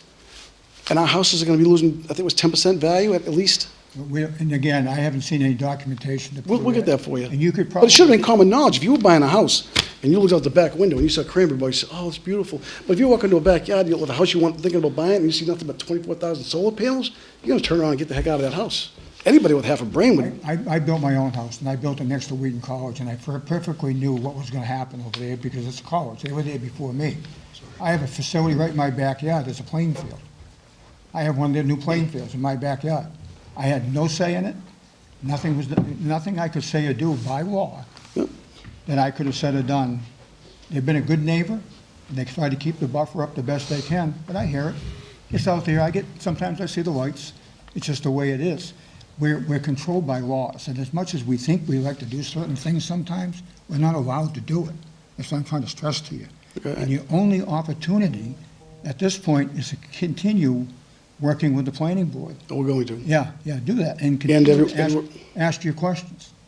Why did you send a letter to the Attorney General's office, ask them to expedite it? Why did the town do that? The bylaw. They came to us and said, we need to expedite it because the funds that they needed in order to build it were gonna dry up, right? In order to get into the national grid. That I understand, and I understand, but again, I'm boggled as to why you'd go over backward, no, I'm not saying writing a letter going over backwards, but you go out of your way to help them, but you didn't go out of your way to help us. It's all about, I know you do what the law says. and it's all about the best interest of the community. I understand I that can too. tell you many times I vote for things that I don't agree with, but if it's in the best interest of the community, we are a cash-strapped community. I understand You that. know that. You've lived here. We've been through numerous overrides, attempts that have failed. We are constantly in the hot seat that we aren't doing anything creative in order to increase finances in the town. When something like this came forward, we saw it obviously as a gain, a financial gain. The Blue Ridge we just talked about earlier, the new industrial park, we've taken a lot of heat over that. That's going to create millions of dollars in revenue, but it does have an impact on the neighborhood that's behind it, beside it, and across the street from it. And we recognize that. But as a community as a whole, we pushed it because we knew it was in our best interest to generate that additional revenue for the town. Doesn't mean we like it, but we think it's probably the best thing we can do for the town. So it's not, we're not trying to pit the community against neighborhood or any of that stuff, but unfortunately, it's just the way our government works, the way our town works. And it's unfortunate we can't notify people in advance. If I probably found out about this project just before we had our first meeting. It was within a couple of weeks, so I didn't have that much advance notice about what was going on either. Well, with the solar company? Yeah. When did you first meet with them? 2 I weeks? don't care who was talking to them. We were probably not much aware of it, much before you guys became aware of it. Well, he had said the solar, I think it was Adam said they've been involved doing this for 9 months He may have been No, talking us. to, in the town. he may have been talking to the town manager, he may have been talking to the planner, he may have been talking to the building inspector, but that doesn't mean that we were aware of it. You guys don't talk about this stuff? This- A multi-million We dollar? have conversations all the time about, we hire a professional town manager to do most of our responsibility, our jobs. The town charter pretty much took all that away from us years ago. So he'll go out and he'll explore things like the Hill Street project, the solar farm on the Hill Street. He pretty much had that wrapped before he came to us and said, look, we got this great proposal, would you consider adopting it? And that's where we are here. You know, even though he's talking, we have people talking in this town hall every day of the week. Most of it doesn't come to fruition. It doesn't happen. So you're doing most of the work with the solar company? So what'll happen is people will come in, I'm talking about this specific one, not, right? okay. Right? So similar to him, people will come in and have a discussion about something, but you don't know if it's moving forward. So until he came in November, nothing was moving forward on it. Do you think that the fact that it's in the agreement that he's selling the property, is this sort of like, takes out the intention of that law that was passed to have the solar work done? Just because he says he's gonna have an operation, he's not That's something we can't answer. That's a legal What was- opinion. We're not lawyers. We don't pretend to be. We really don't. We're like you guys. We don't know, but I believe you guys have hired, or someone has hired an attorney down Yep, there. It's the a group very did, good yeah. question to ask. But, you know, I know the owner of the property now. I know who he is. And I guess I'm not surprised about the way this process is working. But I think under the new rules and regulations, right, Mike? They have to, if they put up the solar farm, they still have to, farm the cranberry bog. They do, but it doesn't say how much they have to produce, and they're the ones that are gonna be reporting to the state. He could have 5 cranberries and say he's got 5 bogs going. So, I mean, I'm not saying he's gonna do that, but it could easily be done. There's no oversight of it except for themselves. I do, to your point, we have state representatives, senators that voted this new law into place. We weren't asked. It came down to the pipe that roughly 6 months ago, they adopted this new law, allowing the cranberry growers to build on these properties. We might have had a different opinion. We didn't have an option on it. It's there. You know, it's there now. We have to deal with it. And we have to take into consideration the best of what we can do for the town as a whole. And unfortunately, when someone comes along and starts throwing, I'll pay the land value taxes and I'll throw 200 grand a year on top of it, we have to look at it that way. I understand the money's Do it. but I understand money's what's pushing this. So from that point of view, all of us can be losing money. You have residents in the town that have invested hundreds of thousands of dollars to live in this community with our kids that might have to sell their houses, that are losing thousands of dollars on the value of our house, or could, potentially. Well, that's the part of it we don't, and again, that's something you need to talk to the planning board about, is getting the research. It's not the first project. I'm told there were other projects on bogs in southeastern Massachusetts. So we're gonna find out where they are, find out what the impact was environmentally and financially. And that's the kind of questions that have to be asked to the planning board. They have to do it. You know, and find out about it. Carver, I understand, has a brand-new facility down there. I haven't seen it, I haven't heard anything about it, They're low panels to the ground, but they're still. and they were not panels, they're producing still for on a 3 cranberry years. bog. It doesn't matter what they are, they're still, the same concept is still there. And if they're gonna ooze some kind of contaminant, it doesn't matter I have solar panels on my roof that create hot water. I've had them there for 15 years. I've never had a problem. There's nothing in them, really. It's just a fluid that runs through and pumps. I've never once been concerned about what's coming out of them because they're sealed. It's a sealed unit, and it's been there forever, and I've never done a thing to it. I never have to. So in the case of Carver, if it has been done, and even if it's a low impact, which in my opinion, that's going to kill the plants, because there's no way to get to the sun if you're burying the plants under panels. But they've got to have some research information down there, and that's the kind of stuff that you guys should be asking for. It's also not in a residential neighborhood, from what I'm told. Well, I'm sure it isn't. I'm sure it isn't. If this wasn't in a residential neighborhood, I'd be 100% behind it. I think solar is great. And most of the people that are involved in our group, they do too. Some people even wanted to get solar panels on their houses. They've looked into it. It wasn't cost effective for them, but it's not like we're against solar. We're not against the town going green. We're against this project being, basically, as we feel, shoved down our throat. And we're not gonna just sit back and, I get it. so. Mrs. Steele? I'm sorry. Just a couple of comments. So I totally get where you're coming from, understand your frustrations. I'm now looking at a solar farm across the street from my neighborhood. But the problem is there's a lot of things being said tonight about state laws and what can be done. The bottom line is really this board really doesn't have any final say on any projects that come before the town. So there have been projects that this board has thought had merit in the town, and it didn't go through planning board, it got vetoed out, and vice versa. So I know that your group is pretty angry at the Board of Selectmen and the way the town meeting was done. Just want to point out one thing. With or without that town meeting, this project was going through. That town meeting was just for a financial, to get the pilot going. The project itself was going through anyways, we're just trying to manage it.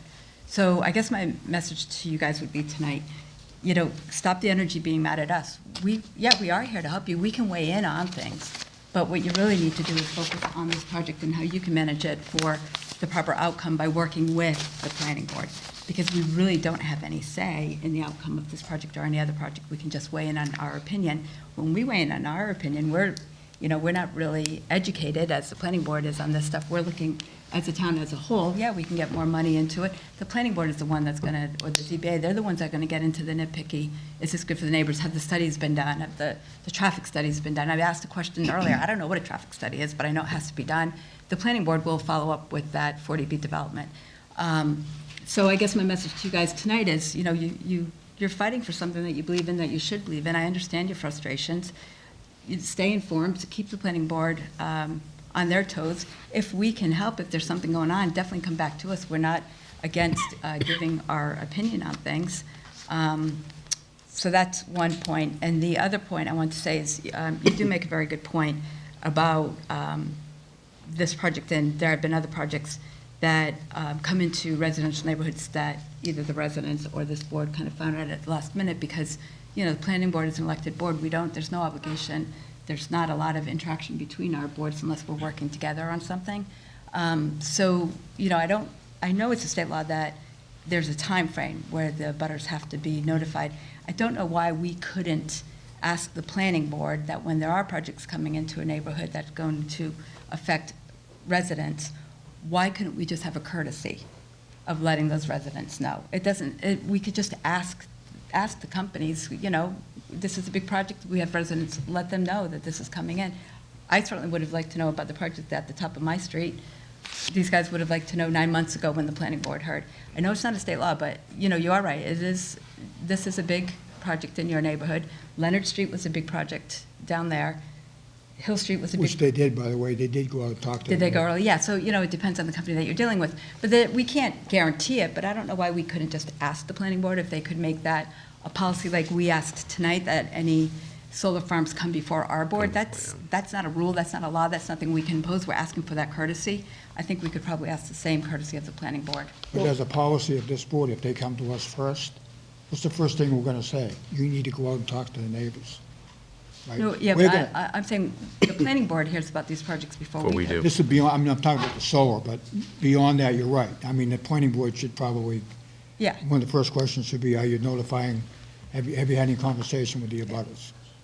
So let me ask you this, what is it, you just said this is gonna happen no matter what. Why do you say it's gonna happen no matter, why do you say we can't stop this? oh, no, I'm not saying you I'll can't tell you stop what, it. I'm just saying the process would have started. Oh. I don't know whether you can The stop it. project where you live, Chuck, it's been granted by Governor Baker to push this. And once he says it's okay, that's where it's gonna go. They're pushing the farmers to do this. I guarantee you'd never be able to stop it under his jurisdiction. Well, we're gonna try. Yeah, I know, I'm just I've got, saying, that's I what got a was told today. one-year-old and a 3-year-old. I was told that today, and I was really shocked by it, but And I just want to, I haven't been around much lately. I was here for the presentation, and one thing that does concern me that you mentioned was, I got the impression that they had spoken to the abutters. I can't swear to it because, I don't remember. I think that company made a lot of impressions that were off color. right, so I mean, That's what I'm finding with our experience with them and what we heard, what the conversations we had at meetings. it was my impression that they had spoken with the abutters, people in the neighborhood, and at the time, there was no opposition that we knew of, but we didn't realize, I mean, personally, and I can't even swear to it, I'm just thinking back because I haven't been here that much lately, but... I'm sure he spoke to Palilios because he has an arrangement with them now with where the freezing and stuff like that, planning to be going partly in where their property is and so on and so forth. They've lost money as well. They had people that walked out of a deal that they were buying a house. I mean, so it's gonna affect a lot of people financially, a lot of ways. But you have to push for the buffer zones. In fact, I was talking to the planner yesterday, I said to him, have you put aside money in case there's any future issues, you know, if they need some kind of a buffer or anything like that. And I asked him to consider asking the planning board to put a separate account aside, so that if you had an issue in the future and need to have shrubbery put up or a fence or whatever, there'd be money there that we could draw on, like a bond type of thing. I think they need bond for a few things. Yeah, and that's fine. The other thing that you want to push is, and I'm not trying to give you advice, but if you're worried about the value of your house, they can put aside money to help subsidize the value of your house if you try to sell it. And so, let's say your house is worth 500 grand, and we're assessing it 500 grand, and you try to get 550, and you end up taking 450. There should be some kind of an account there that, because of the diminish, if it does diminish in value, that you guys can tap into that and have that available. We're looking at that as an afterthought. We don't even want to think about that right now because we don't want this project to go forward. I know. And we're going to do everything we can to try to, We've been here and done this. I'm going to tell you, at this point, I'm not sure if you can stop it, well, but you need to get as many, say it does stop, that's fine. But the only way you can get any control is financially. We've done this with 40Bs in the past, these comprehensive permits we talk about. We try to put as many restrictions in place, and to a certain point where it doesn't become feasible to build it because it becomes too expensive. I'm not saying you can do that, but I am saying that you should ask for anything at this point, with the intention of not allowing it to build, but if it does happen, you want to have your cards in place. You want to have everything there that you want to have. that's what we're in the process of working on now. That's what you got to do. Okay, I'm going to let other people speak because I've taken enough time tonight, but I do hope, I probably will be back down the road to get some Yeah, if information. you guys want to come in, you'll have to give us a call. And Let you know ahead of time? We'll have to get you on the agenda. How far ahead of time do you need us to let you know? We need a couple of days. Okay. All right, thank you for your time. Thank you. Take care.